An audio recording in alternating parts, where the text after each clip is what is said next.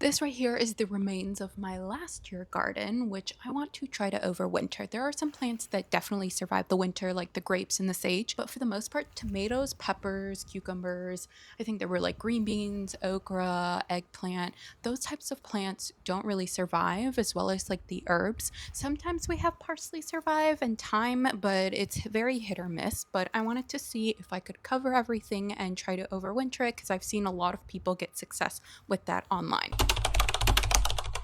First and foremost, I had to grab my assistant. We let our cat out into the backyard. It's fully fenced and he just likes to sit around near the plants, mainly these hostas, as well as his favorite plant, this catnip. I had to include him in this video because honestly, look at how cute he is when he is so high on that catnip. I also wanted to point out that every time you see me looking back in the garden while I build this, it's because I'm checking in on him.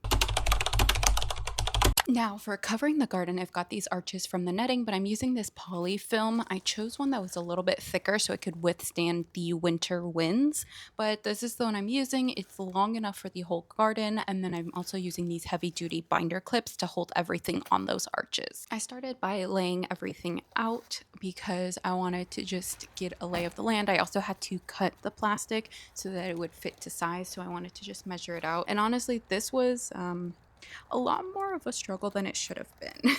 I struggled with the plastic, but I also, you'll see, started to struggle with attaching it to the arches. I didn't really have a plan, and I think that's kind of what really failed me, but you'll see I just laid it on top thinking it would hold itself, and then I would go back in and add the binder clips. But if I were doing this again, I would start by holding everything in temporary places with those binder clips and then work on it, because right here is that moment where it's like, oh, this is gonna be an all-day thing. But to attach the plastic, I'm using those binder clips onto the green arches, and I did 3 binder clips. I did one at the top and one on each side to just make sure that everything was secure. The top one kind of held everything in place, and the ones on the sides kind of just made sure that no cold air came in and the sides didn't lift. And it wouldn't be a gardening video if the neighbor's evil dogs didn't come out and annoy me. Now, the one thing I did struggle with is that the tomato plant kind of hung over, and I didn't want to like cut it or tuck it in. I like tried my best, but I was like, I don't want to damage the plant because there were actual flowers and tomatoes on those vines. I also noticed that because of that, it was kind of like pulling that last arch over because the tomato just had a little more tension, I guess, to it, which you'll see in later clips makes a big deal later on. This is what it ended up looking like. It was definitely going to be temporary, and as the plant wilted, I was probably going to fix it, but I also wanted to tackle the other side, which I wanted to wind-proof as well as pest-proof. We had a lot of animals throughout the summer coming into the garden, and I wanted to do the best to make sure that they didn't come in during the winter. To do this, I kind of just flattened out the plastic and tightened it as much as possible, and then with the excess, I just like layered it over and pulled it to the other side to then just clip it again. So on these edges, I ended up using multiple clips and not just the 3 I did for the middle arches. And after a couple of hours, this is what it was looking like. It's definitely not perfect, but it will do. But it's time to pick up my assistant and go inside. Come on. Back inside. Come on. Good boy.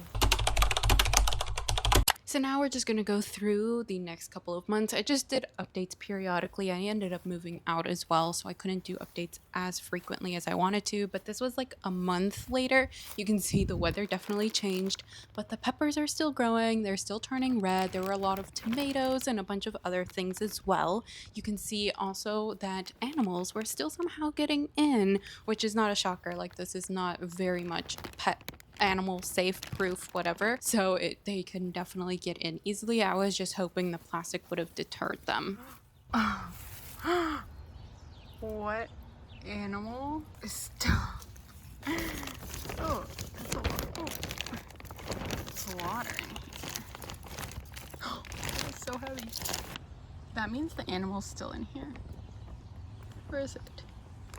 How did it get in? This broke my heart because I have been waiting for that tomato for most of this summer. Now, we had a pretty bad storm during one of the fallish, winterish months, and it took down the cover. But I think it was because the arches were just not that stable. But you can see the plants are still very much green, so this experiment is still going. But I dug around in our utility room and I found these, which are made for copper pipes, but I think will work to hold these arches in place. So I went ahead and grabbed those and a very unsturdy makeshift hammer, which was this random piece of wood, and I wanted to just hook it over the arch.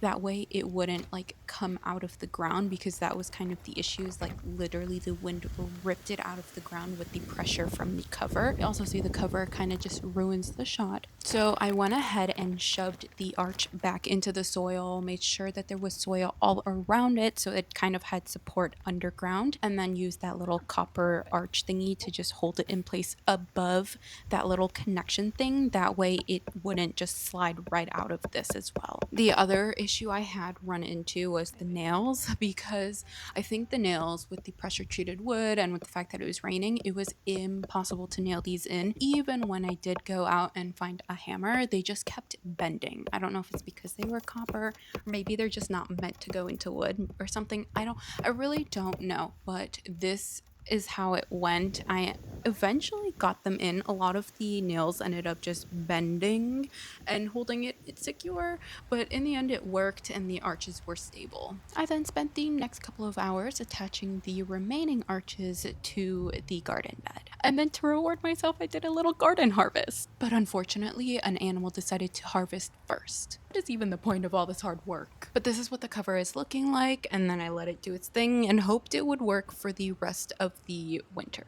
This is it after the next storm, or a couple of storms. We had just a bunch of them going on, but you can see it survived the wind. There's a lot of water piling up in the plastic, which I need to acknowledge, but there's also mushrooms because it's getting very humid from all of the rain. The other thing to note is the plants are very much doing well, but there is, again, a lot of water. It is starting to sit on top of all of the tomato cages, and I can see that there's still a lot of growth. There were like eggplant flowers, the peppers were still turning red and green and whatever. Oh, you know what? I need to find a way to let this water.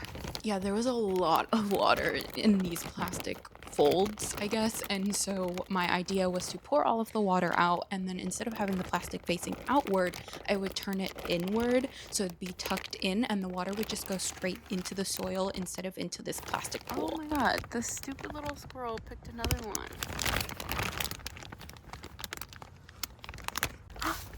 I see a tomato.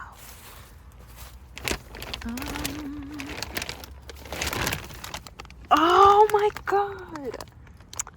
They've literally consumed every single tomato. They literally nibbled on everything. There was basically nothing I could do to prevent them because there were holes everywhere, but I tried to fix it. Oh, that's what? So I did my best to cover up this hole, but Ew, it smells like poo.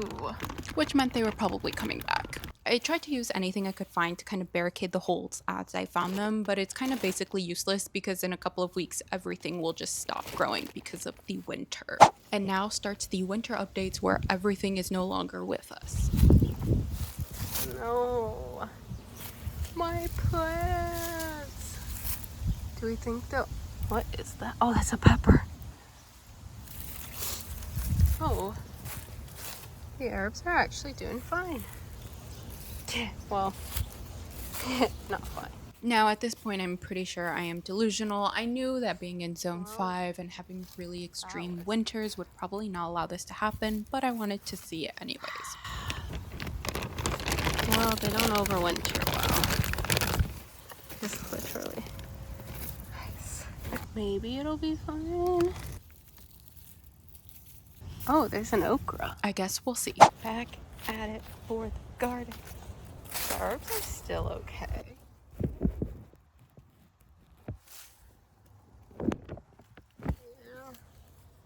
Yeah. I don't think that overwintered. Yeah, obviously the tomatoes didn't. It's now proper winter with snow and ice and cold and all of that, and a lot of things do not look good. I guess I mean still don't look good. Oh my gosh. Okay, actually that is really cold. With everything being dead, there was no point in doing more winter updates, so this was right before spring, but you can see that nothing has grown back yet. But I was still hopeful.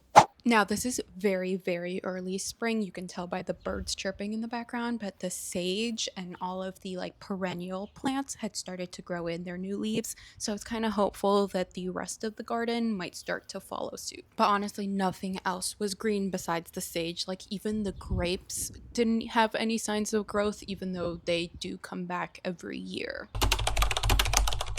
All right, this is the moment I waited a whole year for. Okay, it is now like late spring, early summer. It is time to clean up the garden and to start gardening. And I wanted to check in. The sage actually grew. And then there was like either thyme or oregano. I still cannot remember what this one is.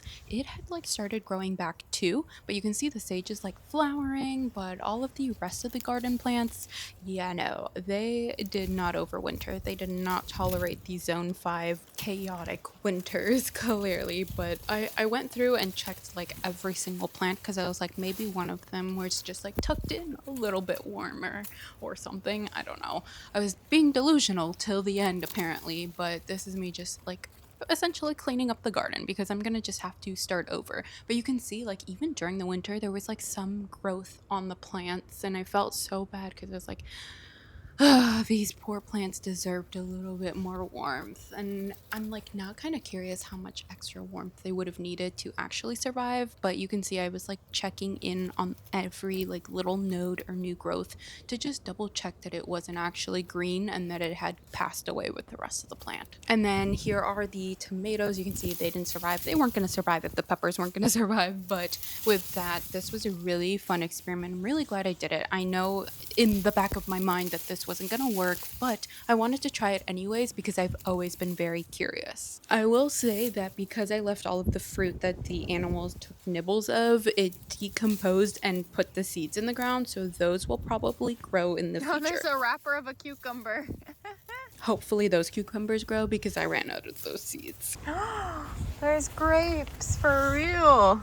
I'm glad it survived because I love grapes. But with that, that was my attempt at overwintering my Zone 5 garden. If you have any other tips or tricks that I could try for the next year's garden, please let me know.